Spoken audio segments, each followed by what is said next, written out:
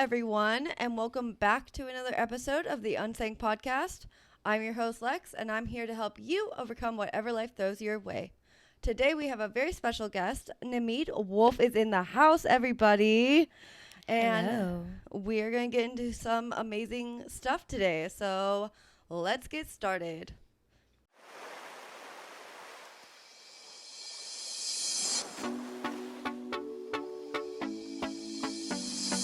Hello, everyone, and welcome to the Unsank Podcast, the podcast that's all about staying afloat in the rocky waters of life. I'm your host, Lex, and I'm here to help you overcome whatever life throws your way. Each episode, we'll be discussing a new topic, from healing trauma to building confidence and rising above the waves, all with the goal of helping you become the badass you were always meant to be. So, if you're ready to take control of your life, then Unsank Pod is the podcast for you. Now, let's dive right in because we have some sailing to do. All right, let's go. What's up? Thank you for having me. Thank you for being here, Namid. Thank you for creating a space for people to tell their stories and share what's working so that we can help each other in our little boats not sink, you know? Yeah, we just trying to stay afloat out here. We out here in the big tumultuous sea Yes, of life. of life. Okay, so if we could just get started by having you tell your story a little bit and how you got to the amazing place that you are at today. I don't know how amazing the place I am at today is. I mean, being here with you is really amazing, but I'm still a work in progress. That's for sure. And I've come a very, very long way. So I guess I'll start. I love your cup. I'm just looking at your cup. It's got some hearts and anchors, and that's All right, really, I'll show the cup. really sweet. Yeah, show the cup. Clearly I am taking my time diving in to the hellhole that my life has been. Okay, so I have a lot of childhood trauma, but I just want to skip over all of that because I feel like that is kind of minuscule in comparison to Get closer to the mic. a direct event that happened in my life. Yeah. So yeah, I was 17 and I got jumped by a bunch of people at a party. It was mainly one girl and then one other girl and then I think a couple other people. I don't really remember because I was in and out of consciousness, but I got kicked in the head. I remember blood coming out of my ear, losing consciousness, being in a driveway in my boyfriend's lap. Nobody thought to tell any parents or take me to an emergency room, and it's kind of a blur how I got from that point to then my mom seeing the bruises on my neck and the back of my head and my ear. But basically, I thought I was fine. Yeah. I didn't really know what a concussion was. Right. Yeah. Or brain damage, but I guess that happened, and then about 7 months later I started having really bad headaches, and I went to a doctor. They said I was bipolar, put me on medication, and then the headaches kept happening, and I was asking for scans of my head because it felt like something was wrong with the back of my head, and nobody, my family, nobody correlated the fight to what I was experiencing months later. So then, I guess it was maybe a year later, I told my mom I have a brain tumor and I'm going to die. And I specifically remember life became very vivid at that point. I saw God in everything. The veil was very thin.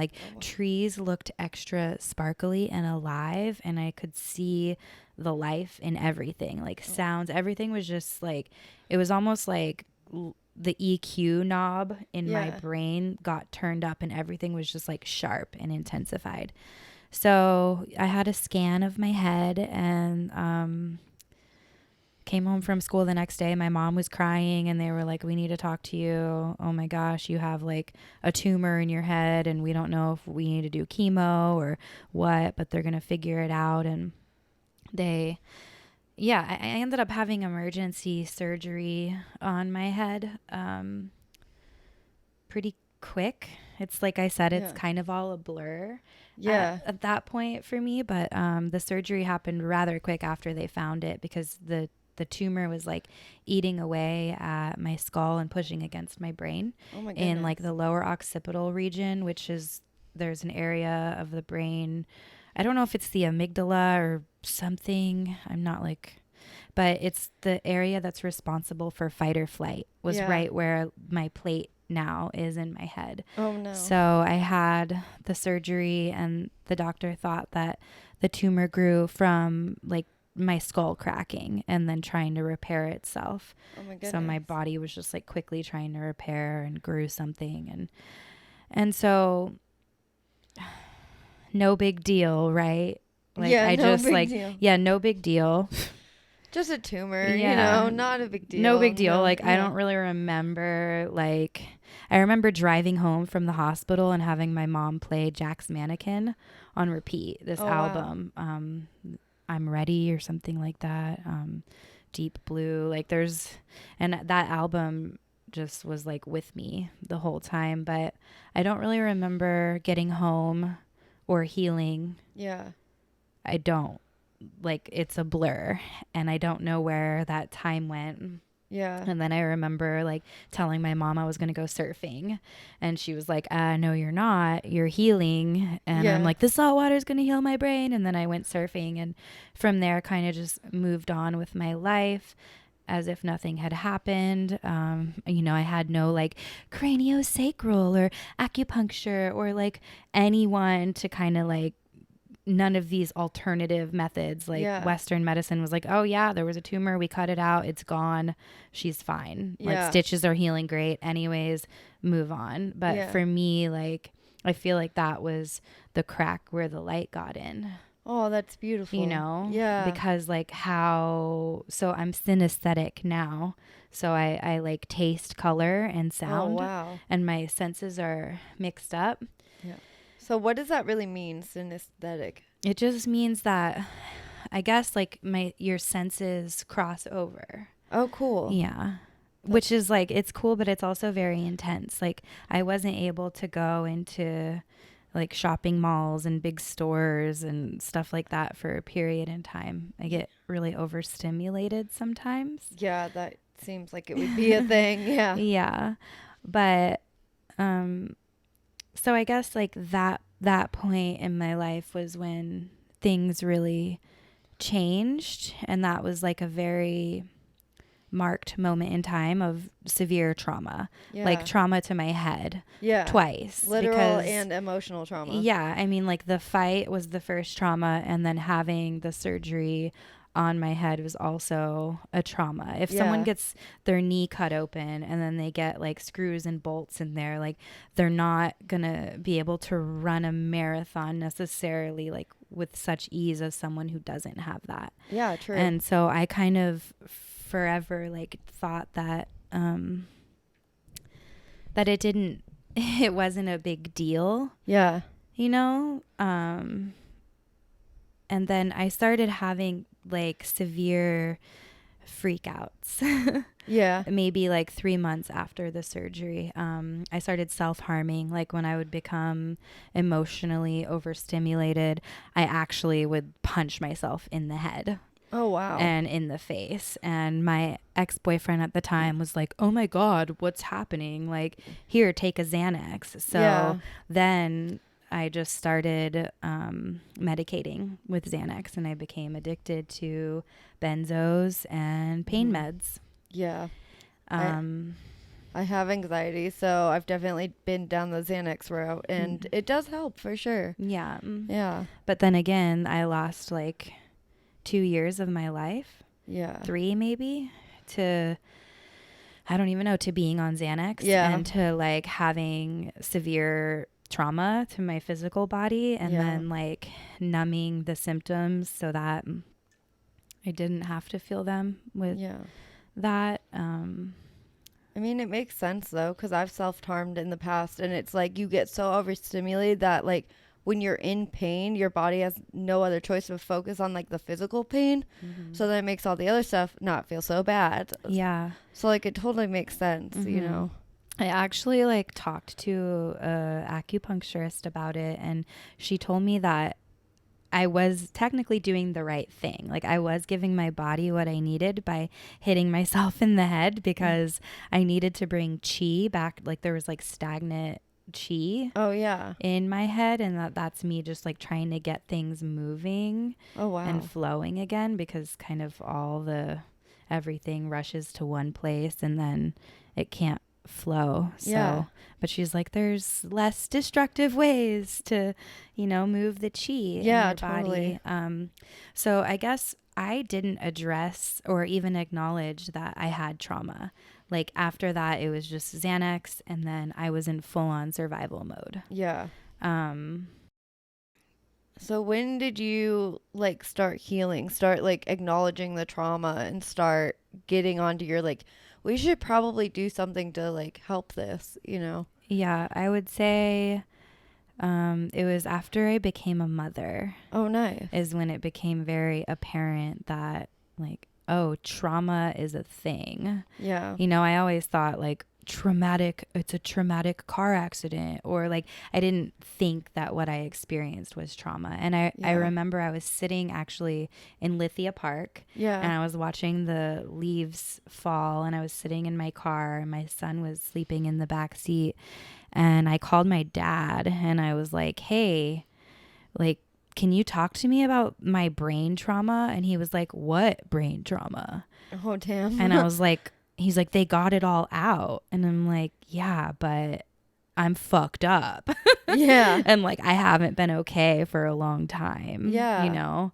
And then that's when I had a lot of anger towards my parents. Yeah. At that time, because I felt abandoned. I felt like I wasn't given the care that I needed. Yeah. After that. And I didn't know how to give myself that. And me like using drugs was just trying to cope with the pain. Right. And not knowing how else to. So yeah, I guess that was really like maybe 7 years ago. Okay, cool. That I really started to acknowledge that there was something wrong. And it's been such a deep journey ever since. Like the path of healing is not linear. Yeah, you know? no, 100% it's not. Definitely. No. Yeah. So like what did you do? Like what were your first steps into getting into healing and all that? I tried ayahuasca, you know, that didn't really help. It made things worse. Yeah. Psychedelics, you know, I was like, oh, I'm just going to like go into my mind and unwind this and like get better and like heal it on a somatic level. But it was all like kind of superficial, I feel like. Yeah. That work. So I didn't, like, I got to see it and have compassion for myself. But I think like psychedelics really opened my eyes to the fact that I do have trauma. Well, that's good. Yeah. And like a lot of things that I was in denial about, kind of like it brought it to the surface. It showed me what I was burying and what I needed to look at. And then I had to like actually do the work. Like I started getting acupuncture and chiropractic and craniosacral and like things like that, like actually feeling into my body with what I needed. But I was still like suffering really bad. Yeah, it takes a while. It's not like a right away, like, oh, I did these things and now I'm just all of a sudden better. I feel like it's like a constant battle of just like unpacking more shit and like trying to figure out like, what is this shit? Where did it come from? How do we heal it? And then just like constant, I don't know. I'm like further along on my journey than I used to be, but I still feel like there's so much, and like there might always be so much, but it does like get easier. And like makes more sense, I guess, you know? And like, yeah. Yeah. And when we can understand like our triggers, Yeah. and our needs, like, I feel like that's kind of where I'm at now is like, I know my triggers, I Yeah. know what my needs are, and I know how to regulate myself. But it's about doing all those things before it gets out of control. Right. And like, it's taken a lot of work. It's a total lifestyle shift completely. Yeah. Like, total shift. It kind of is a lifestyle, you know? It's not for everyone because it's like you said, it'd be so much easier to just like numb out, take a Xanax, you know, not think about it, try to do it that way versus like not taking Xanax and actually sitting there and like looking at the problems and like what they are and facing them head on. Cause it's like, it's not fun to like dig deep and like look at that stuff. But like, I think it's so necessary to do to live like a full and healthy life and to like understand yourself better. And I don't know, I feel like you have like such a better relationship with yourself when you're actually doing the work. So yeah. And for a long time, I was just drinking and smoking and like just barely getting by, you know? And how did you like get into music? Let's talk about music. Yeah. So music is a huge part of my healing. I was super shut down for a long time, like didn't feel like I could express myself or stick up for myself. Had like a string of abusive relationships and I guess how music came to me, I was having a really hard time about school shootings. Oh, wow. Yeah. Like, because I have a son and I was like, how can this happen? You know, like, what the fuck? Like, just putting myself in the shoes of parents where like, oh, this is the reality that we live in. And I was grieving that. And I just started praying to God, basically, like, you know, show me what to do with all my pain because I feel like it's gonna fucking kill me. Like, it hurts. Like, I feel my own pain. I feel the pain of the world.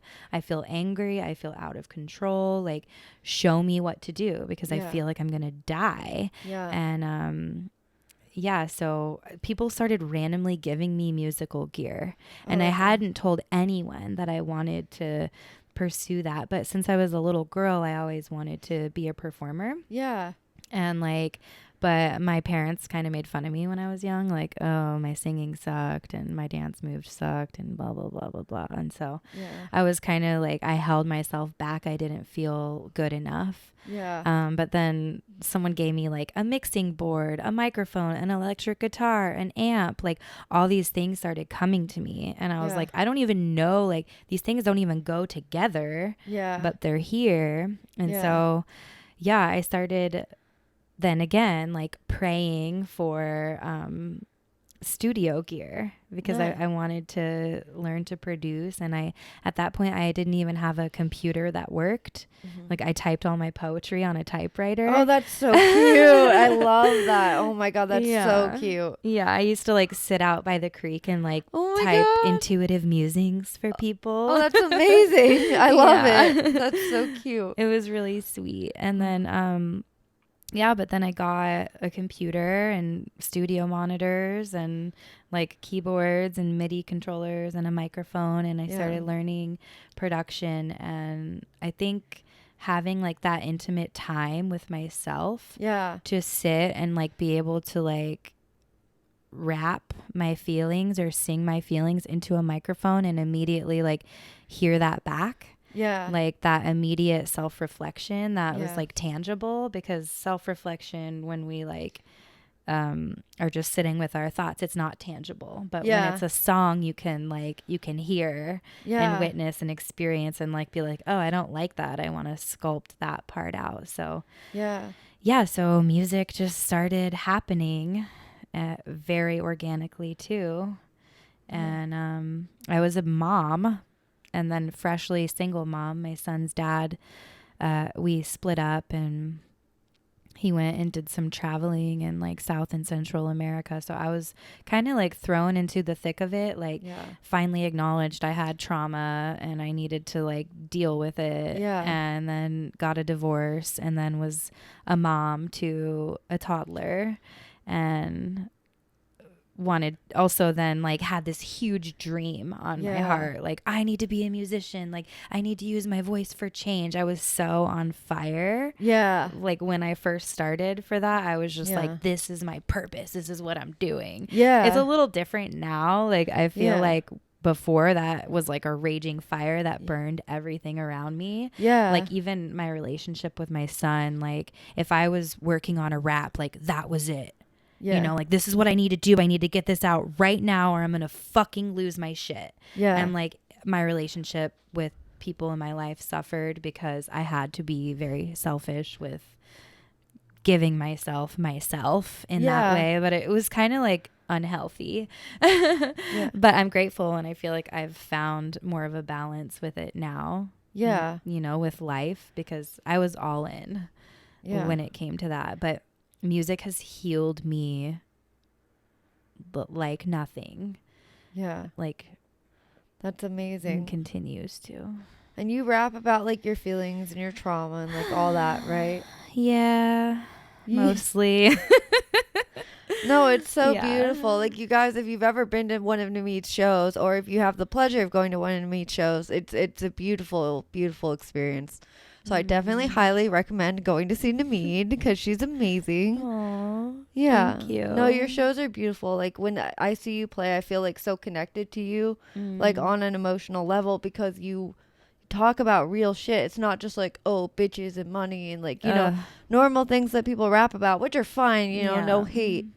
But like your raps and like your performances are so special because it's like you get to see a glimpse of you and like who you are and like what you feel inside your heart, and like that's so beautiful, and I think there should be more of that. So thank you. And that's really the prayer and the intention that I continue to hold, is that I can be that basically my musical journey is a blueprint for unsinking yourself or unfucking yourself. That's what I've been calling it. Like if you follow like the roadmap of my music, like it's from like brokenness to breakthrough, and like it's a journey of transformation and like trials and tribulation and like falling and getting up, and you know, it's like I keep evolving, and through my music, like as I evolve, my music evolves, and I put that in there. And then I'm gonna pause because of the car.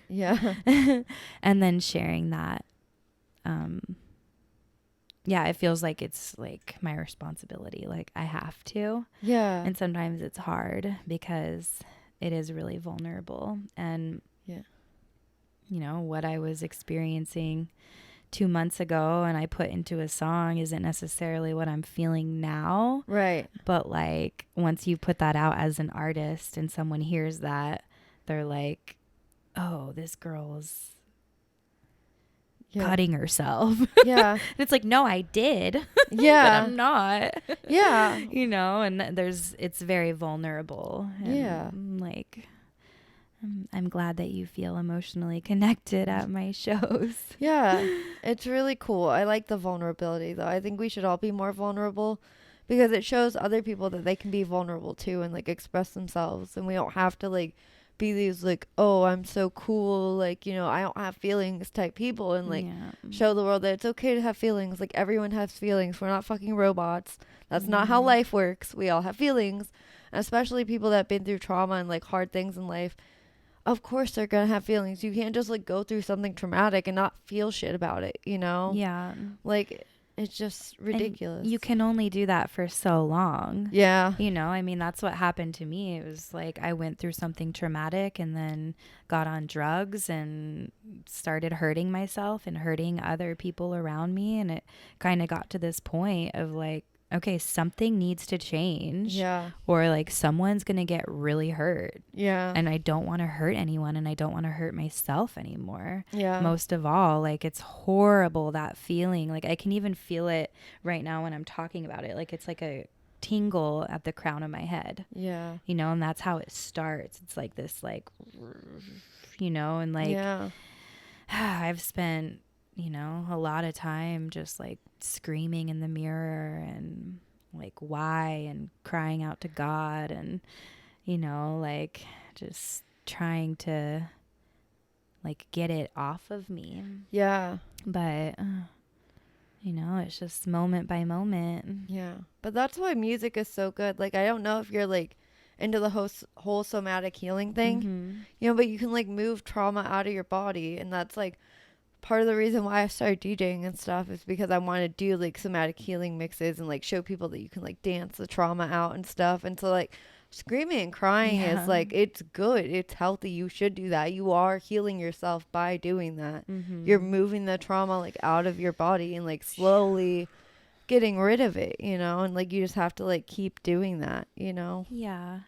And like little bits until there's not much left. And I feel like that's kind of where I'm at now. Like my trauma is manageable. Yep. And I have honor and reverence for it. Mm-hmm. And I'm also like fucking terrified of it. Yeah. And other people should be too, because it's scary. Like when that comes out, it's like volcanic, you know? Is. Yeah. It's an element. It's like the ocean. Like it's, it has the ability, you know, there's a light and a dark side to it. Yeah. To the trauma, like how that crack is where the light got in. Yeah. But also like the more light there is, the more shadow. So yeah, true. It kind of, it's scary. Like I get scared of myself. Yeah. When that state happens. But Same.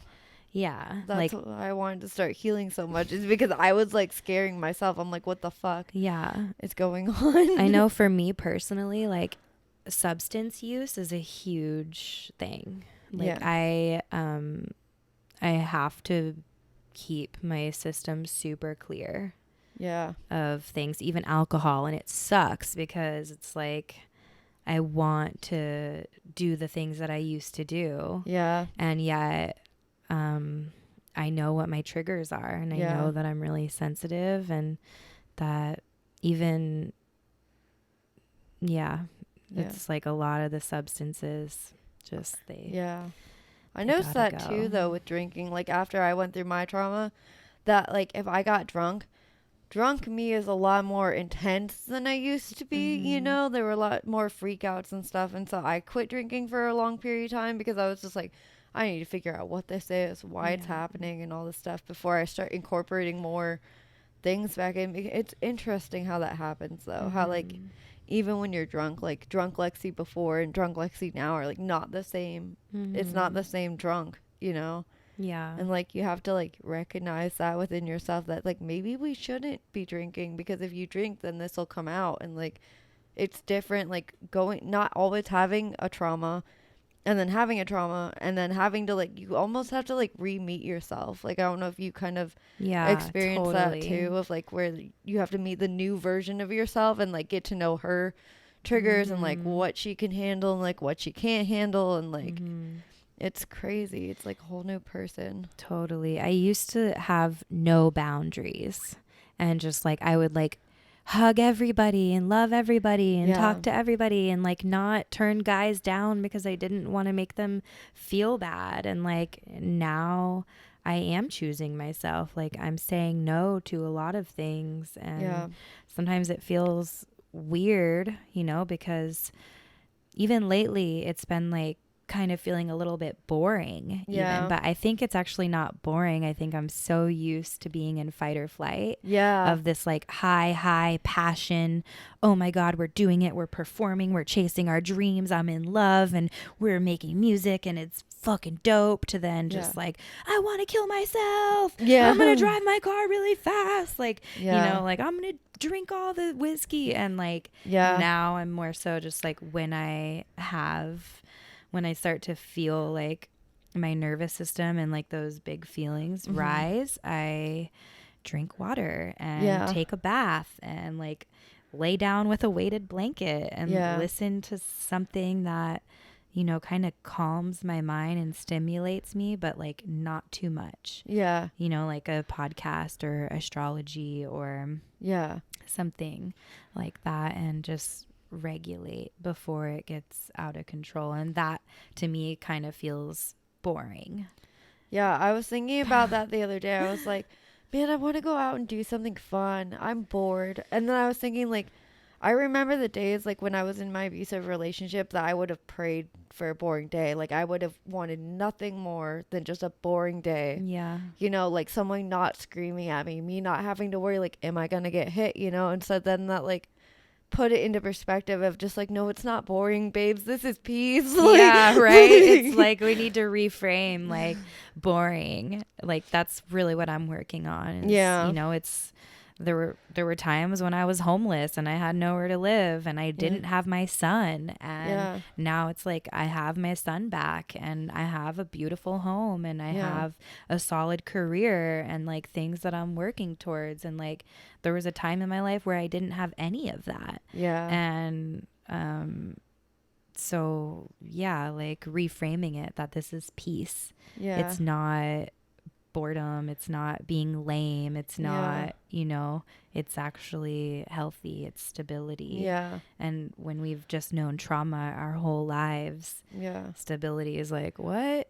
Like, wait, I'm gonna read a book on a Friday night and like, drink tea. Am I getting old, or is this just like a good thing to do? Maybe both, right? You know? Maybe a little bit of both, but hey, that's life. And like we can still go out and we can still DJ and you can still rap and we can still be fun and like exciting, but it's just like finding time, like more selective with when we're gonna go hard, way more versus like going hard and life is crazy all the time. You know, we're running around like chickens with our head cut off, versus just like, you know, I'm gonna go to work today and then, you know, tomorrow I'm gonna play a show and then I'm gonna go back to normal. You know? And it's like not getting too high up on something or too low. You know, because, and so one thing that really helps me also is exercise. Like going to the gym, I would say I'm like 4 times a week at the gym. I love the gym. I love working out. It makes me feel so good. Like you feel a sense of accomplishment and like your just energy levels and all the hormones and everything. Just, it feels good. You know? And you can just move like any rage, any anger. I will say that, I was in kind of a turbulent relationship where we literally broke up 7 times and got back together. Oh my God. 7 times. So 6, 7, whatever.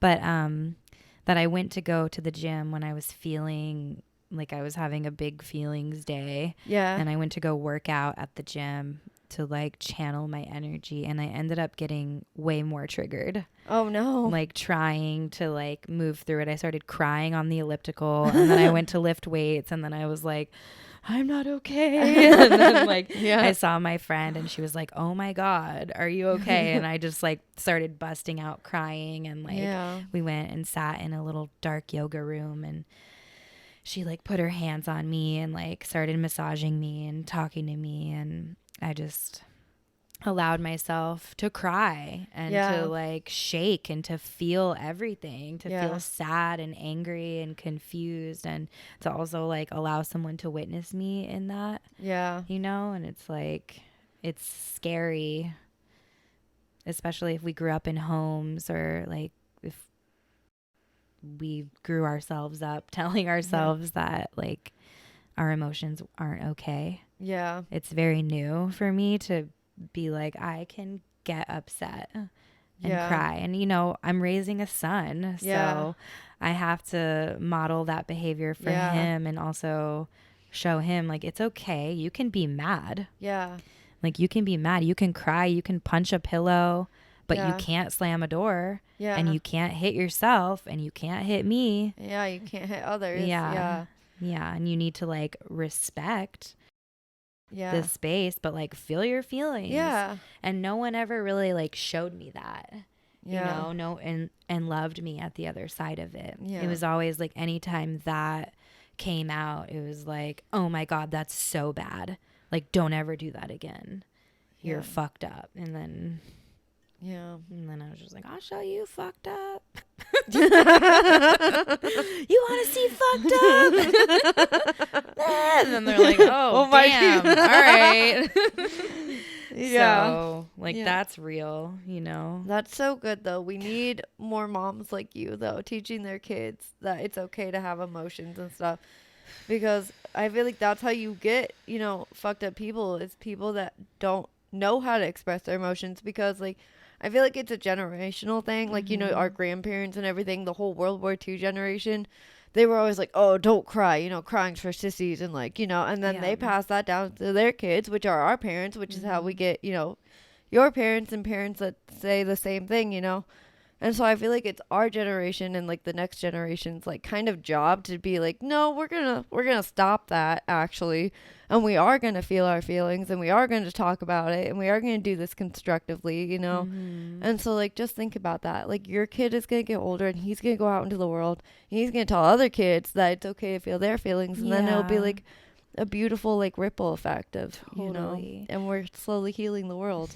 And you know, it gave me goosebumps because my son has witnessed me in my worst, for sure, you know, and I've beat myself up about that a lot. Like he witnessed me in depression and feeling suicidal, and like he experienced a version of me that he should have never experienced. But I guess I shouldn't say he should have never experienced, because he did. And like every child is going to have trauma one way or another, but I think it's really about like the aftercare and the follow-up. Yeah. You know, it's like he's witnessed me heal. Yeah. And it's wild, like through me processing and learning how to regulate myself, like I'm able to talk him through that. Yeah. And then he can see like, oh, there's people that like have a really hard time. Yeah. But like they're not broken. Yeah, exactly. You know, like just because someone's hurting doesn't mean they're broken. They deserve love. Right. And like I think love is the answer. It is 100%. You know, not like pulling away love, but actually like letting people be in their brokenness and loving them anyway. Yeah. And obviously like not tolerating like repetitive abusive behavior. Right. Yeah. Which I've been on both sides of that. I've been the abuser and I've been the abused. And I would say first I was the abused and then I was the abuser. Yeah. And I don't like being on either side. Yeah. But yeah. It's good that you recognize that at least, you know, and that you're like working to fix it though. Cause like they say, I have read like where if you are abused, you can kind of take on attributes of the abuser and stuff. And that kind of terrifies me sometimes for myself. And I'm like very cognizant of that. Yeah. Cause like, I don't want to be that person, you know, like I'm not that person and I know that. And so like, but it's something you definitely have to be cognizant of because like, you pick up traits from other people, you know, and energy and stuff. And it's very easy to kind of like get into that, especially with trauma, because like I never experienced anger before. And now afterwards, I have this like anger that I've never felt in my life. It kind of scared the shit out of me because I'd never felt anything like that in my life, you know. And so like I could see where I could do that, you know, or like be that person or like get so angry that I just snap, you know. And, so I'm very cognizant of just like when I feel that I'm like, nope, back away. We're going to take several steps back. We're going to calmly eject ourselves from the situation, you know? Yeah. And like, but it's just interesting, you know, how understanding your triggers too. Yeah. You know, it's like moments when I have lashed out on people, it's when I've been like triggered and disrespected and had like my boundaries crossed, my body hurt, my emotions hurt, like my feelings invalidated to the point, and it doesn't give anyone a right to put their hands on someone. Right. But like I did. Yeah. You know? And so I mean, yeah. I mean, I don't know. All things are like I think human like responses and emotions are very valid, but I think it's just like how we handle those things, you know, like, do you recognize it within yourself? Are you willing to change, or are you just gonna keep just like, no, it doesn't matter, I'm just gonna keep doing whatever I want? I can't continue to be with addicts. I know that I can't be with people that like use and abuse drugs, and I can't be with people that invalidate my emotions. Or aren't sensitive to the fact that I'm a sensitive person. Like, I can't be with a man who's addicted to porn and constantly wanting to have threesomes, because that makes me feel, you know, like there's all these things that I see now that I should have just walked away from. But I couldn't, because I was still stuck in my childhood programming, of like, oh, this is love. Like, oh, every guy watches porn every day. Of course. Like, of course this is fine. But it's like certain things weren't fine for me. And we're allowed to have standards. We're allowed to raise our standards. And I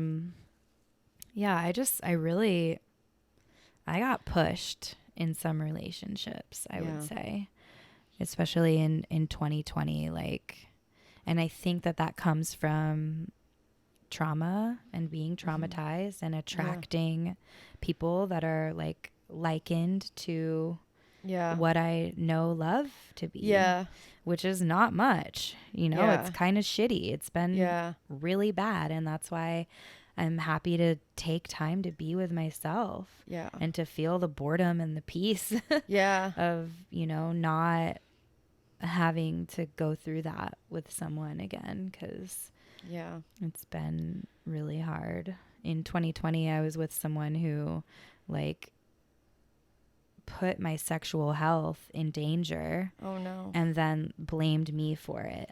Oh, that's happened to me. And then when I like lash out and yell and scream and throw a fit, it's like, you're crazy. And it's like, oh, but everything that you did leading up to this is okay. And so that crazy bitch thing that people put on people, I hate that. I hate really it too. Anytime I hear someone saying like, oh, that girl's crazy, I'm like, what did she do? What, like, like, what happened to her? Exactly. I think the same thing. I'm like, oh yeah, people don't just wake up crazy though. It's like somebody did something to that poor girl. She got pushed past her limit, and now she is, you know, pushing back, because you don't just wake up and go off the rails. Something happens, you know, you get triggered, and then like, you know, you react. It's a reaction, you know. And so it's just like, oh man, I hate that people just jump to assume you're fucking crazy, and it's like, it's so unfair. Like, let's ask people what happened, and like, you know, if they want to share, obviously, but you know, it's like, let's look at the whole person and not just one thing they might be doing, you know, because I'm sure when I first came out of my traumatic experience, everybody was looking at me like, that bitch is insane. You know, it's like, I probably was a little bit nuts, you know, because I had been traumatized, you know, and I hadn't started healing yet, and trauma will make you a little bit nuts, you know. It's rough, you know. And then I would say, like, from like being in a traumatic situation, and then like being on drugs, and then not knowing how to like cope with life or the world or motherhood or anything, I continued to attract relationships that affirmed how unlovable I am. They say that you're attracted to the same thing because you view that as love. You know, and that is until you like recognize that oh, that's actually not love, and then address it, you know. That's, you know, you just have to like take the steps to dig deeper and be like, why am I attracted to this? What's going on here? Is this actually love? Or like, you know, because like with boys on the playground, you know how everyone says like, oh, he's being mean to you because he likes you, and he is like hitting you and teasing you because he likes you. That to me is so toxic. It's like, so let's toxic. not do that. Because then you grow up and it's like, oh, that boy is screaming and yelling in your face because he must really love you. He loves you. Yeah, that's what this is. He just really loves you. No. Yeah. That's not it. Yeah. Actually. And I guess it's like, for me right now, I don't even know how to have a healthy relationship yet.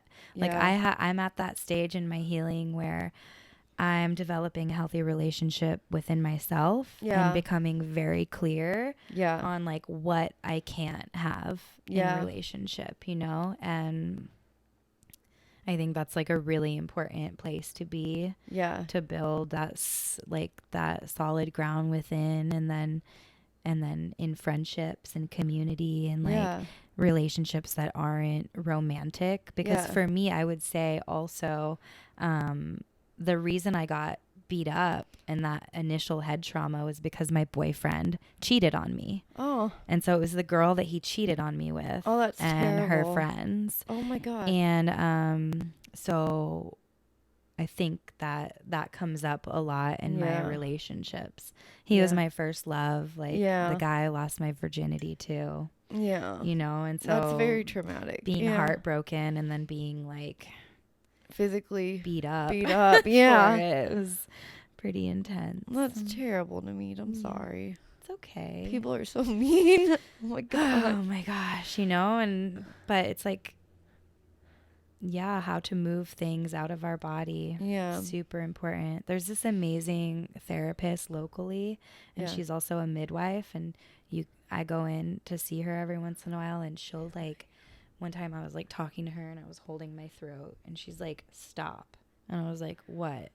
And then she was like, no, put your hand back to where it was. And I did. And she was like, why are you choking yourself? And she was like, who was choking you? Oh my God. And so like, these are things that I'm not even ready to like talk about publicly, you know? Yeah. But like, it was very deep. It was this moment of like, oh yeah, I've experienced that. Yeah. And then therefore like have done that to myself, you know? Damn. And yeah. Yeah, that's crazy. I feel like I kind of do the same thing in a way of just like, but more like mentally, like I'll hear things of just like, Lexi, don't do that. Lexi, you can't do that. Or like just things, you know, like I'll hear that voice still in my head of just like, this is what we do. This is what we don't do. Don't split poles. Don't do this. You have to clean your house. And like, you know, just stopping and thinking about where that voice is coming from. Is it actually valid? Mm-hmm. And then just like, but it's crazy how like things like that ingrain themselves into you, you know, of just like. Yeah.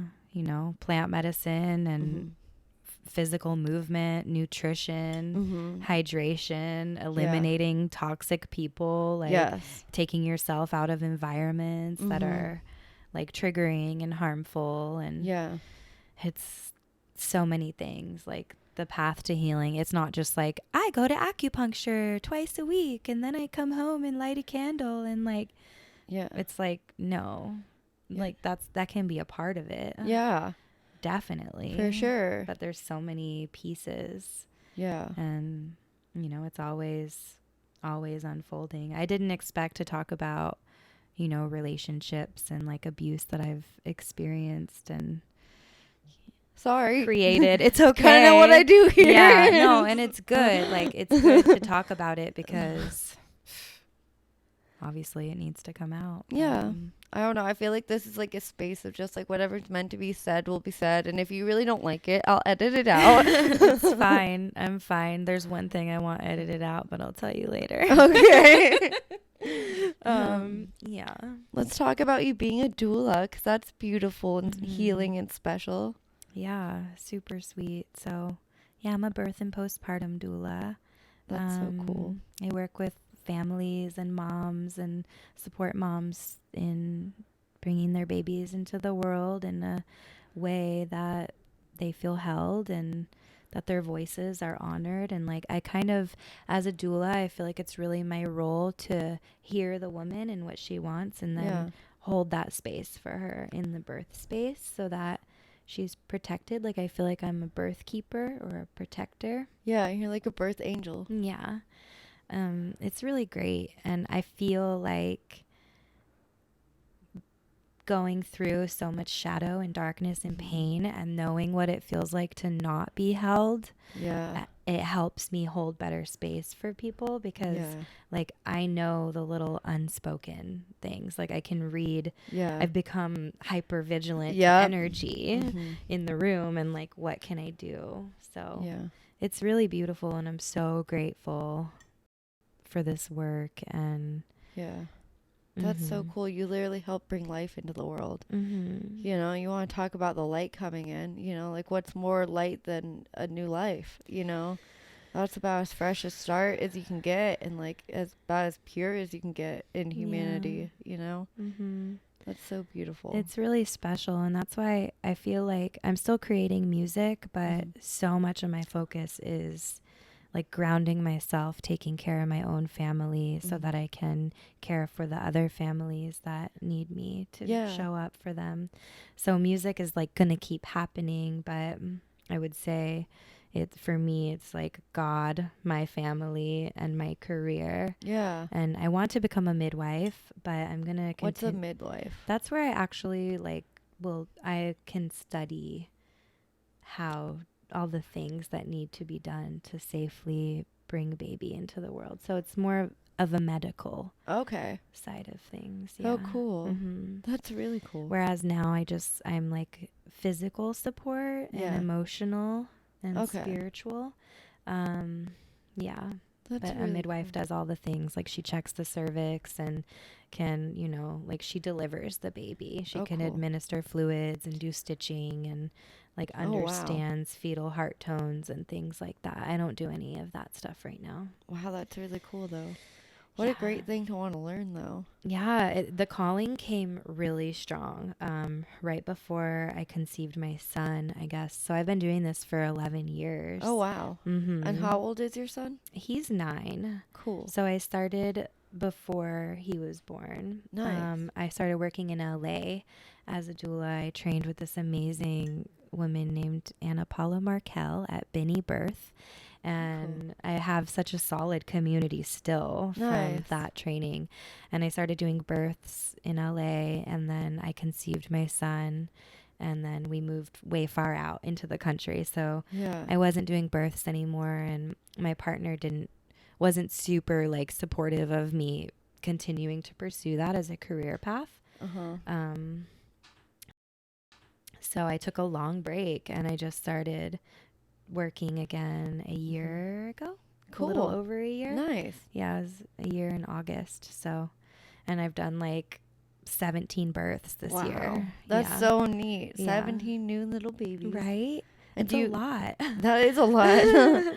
Do you keep up with all the moms and stuff? Like, are you guys friends? Like, do you like see the kids like kind of grow up and stuff? Kind of. I try to, but also I would say like there's some that I really do keep up with, and social media makes it much easier. Yeah.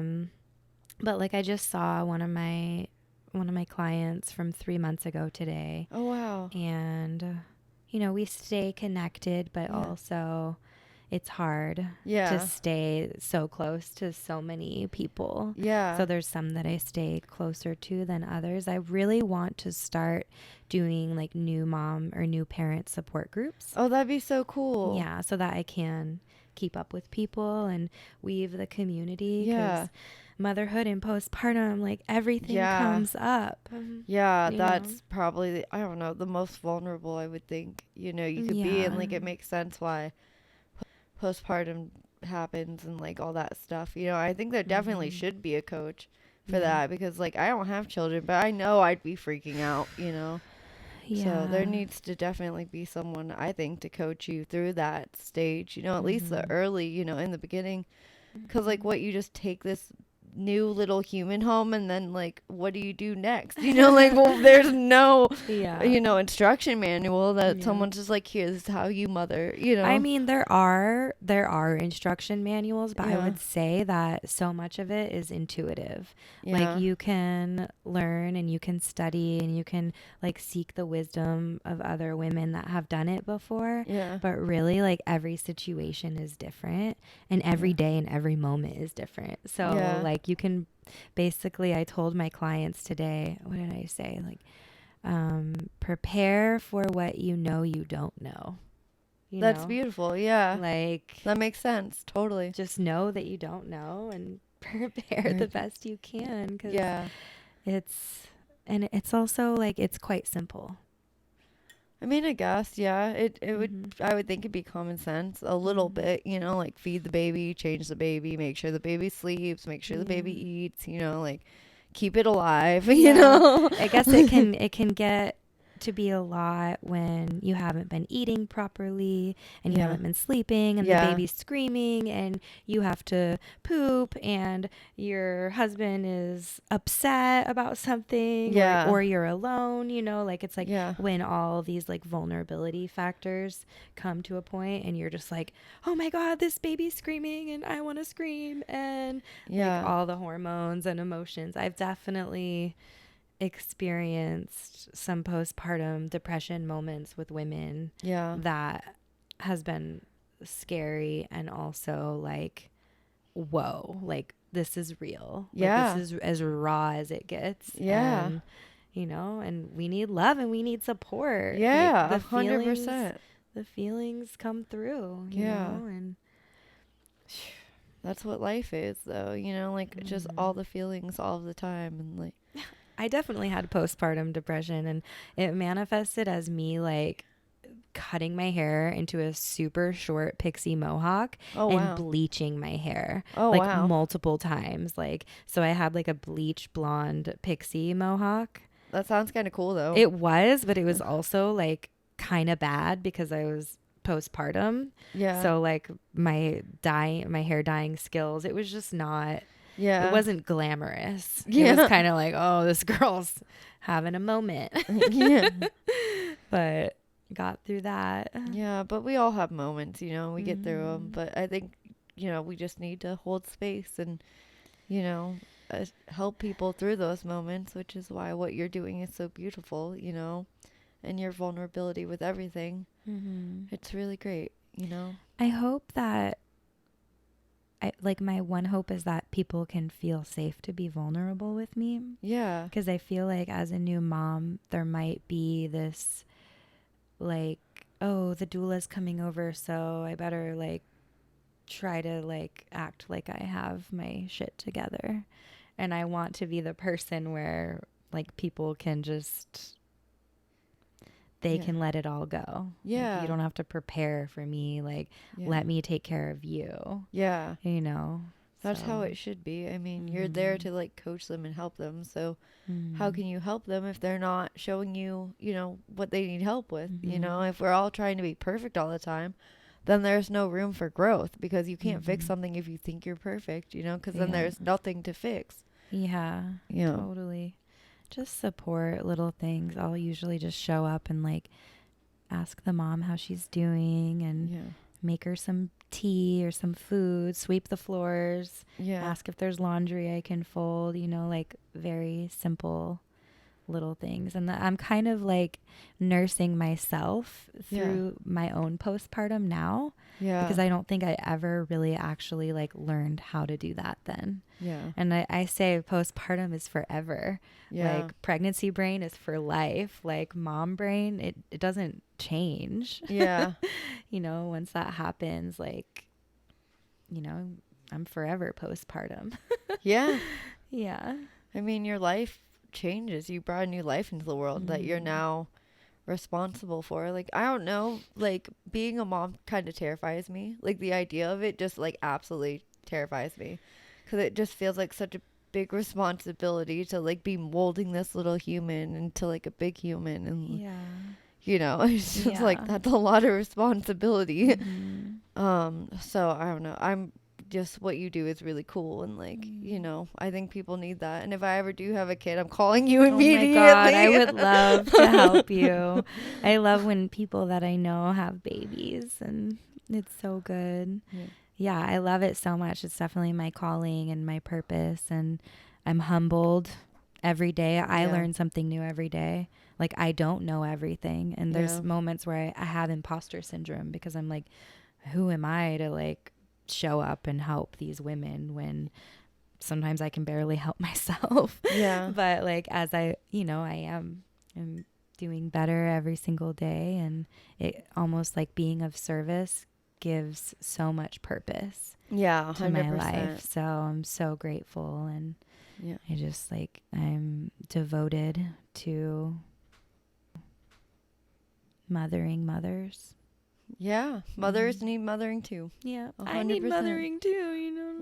Who's gonna mother me? I'm just kidding. I'm mothering myself, and my relationship with my mom has gotten so much better. Like, there's just so much healing when we like face our stuff and we're vulnerable.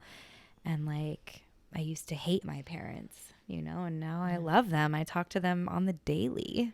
It's crazy how that changed. It is really cool. I don't know. I just like, I feel like the more we know about ourselves, the more everything just like comes into perspective a little bit, you know, and makes more sense. And, you know, just synchronicity and everything just flows better, you know. And there's periods of peace, and there's periods of pain, and we just get to learn how to like tend to ourselves in sweeter ways than we did before. It's like every day we get a little better. 100%. And just be gentle with yourself when you don't do the right thing. You know, it's like, we're fallible. We all fuck up, and it's just try better next time. 100%. Try better next time. Oh, I love that. All right, Namid, where can we find you on social media and follow all your amazing work and listen to your amazing music and get more Namid? Namid Wolf, NAMIDWOLF. That's me on Instagram. I'm also on Spotify and Apple Music and all the platforms. I'm putting out a new album in January 2024. Woo. It's called Love Songs to No One, and it's really good. And I produced it all myself, so stay on the lookout for that. And those are my platforms. I'm on Facebook, Instagram, you know, the basics. I don't do TikTok right now. I'm too busy like taking care of other people to even think about how to operate another app. Like, I produce my own stuff, you know, I mix my own stuff, I write my own stuff, I clean my own house, I care for my own kid, like on top of other things. So that's it. Find me on Insta. Yay. Well, Namid, thank you so much for being here. I really appreciate you. This was amazing. And you are amazing. And Thanks, I love you. Lexi. I love you too. Yay. Thank you for creating this space. You have such a twinkle in your eye. Oh. This just means a lot to me. So me thank too. you. Thank you. I love you. I love you. All right. Thank you guys so much for being here on another episode of Unsank, and we will catch you next time. Bye, guys.